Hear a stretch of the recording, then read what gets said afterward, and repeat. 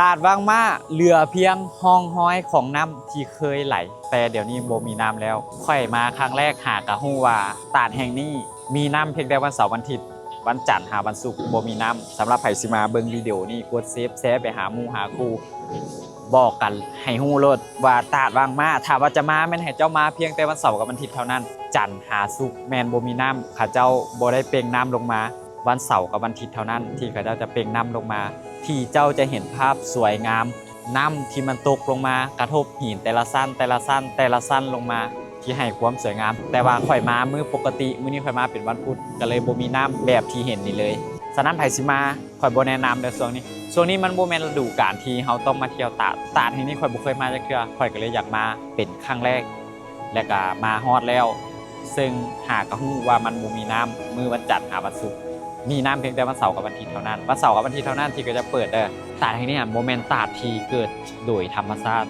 แต่เป็นตาดที่เป็นมนุษย์เสกสรรปั้นแต่งมันขึ้นมาฉะนั้นเขาเจ้าเลยกำหนดได้ว่ามื้อใดเขาเจ้าสิเปิดมื้อใดเขาเจ้าสิปิดมื้อปิดก็คือบ่มีน้ำแบบนี้มื้อเปิดก็คือเขาเจ้าเป่งน้ำลงมาให้มันเป็นสายน้ำลงมาแล้วก็ไหลลงไปลุ่มบ่อนนี้ค่ะมันบ่แม่น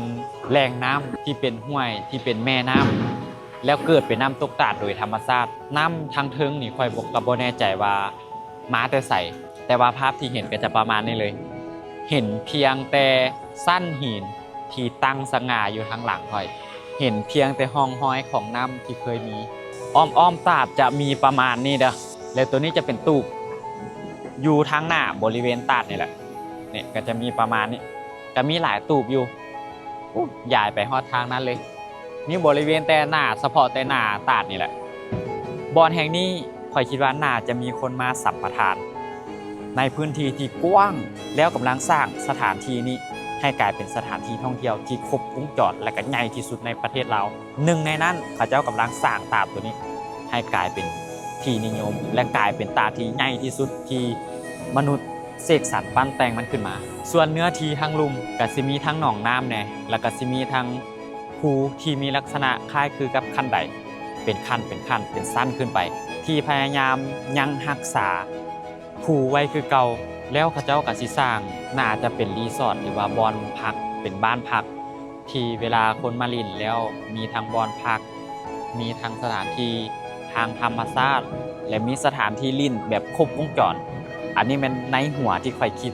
จากการที่ค่อยสังเกตเห็นภาพอยู่ในสถานที่นี้แต่ค่อยก็บ่ฮู้ว่ามื้อใดมันสิแล้วแต่ว่าเขาเจ้ากำลังก่อสร้างทางเข้ามาก็ยังบ่ทันแล้วขี้ฝุ่นเต็มเลยทางเข้ามาค่อนข้างยากสมควรเลยแหละน้ำก็สิเหลือเพียงแต่ซ้ำนี้แล้วก็ทางหลังค่อยสวยงามบ่พวกเจ้า